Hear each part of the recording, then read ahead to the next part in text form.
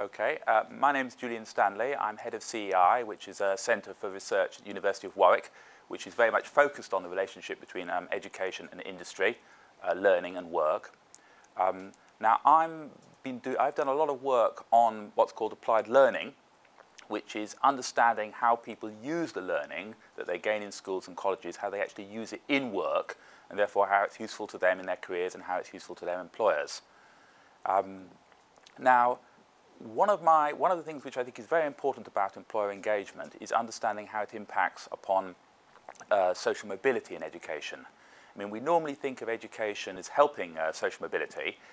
We know that education gives people chances to get qualifications, it gives them chances to raise their aspirations, it gives them social contacts which give them opportunities to progress.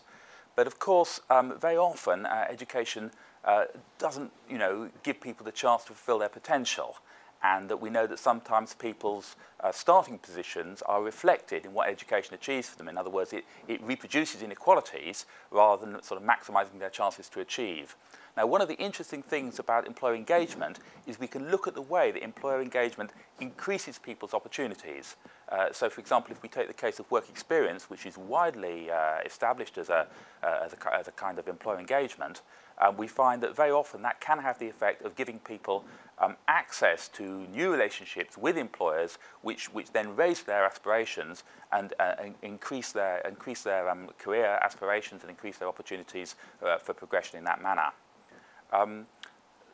In terms perhaps of what further needs to be researched, I think that we do need more rigorous evidence about what works, what impact it has on young people, what employers value, but we also need to understand a little bit more not just what difference it makes to people, but how those effects play out and what is really going on, why work experience has the effect it does on young people, why employers do engage, what they really are getting out of it. So I think there's some further scope for research and understanding why these impacts come about.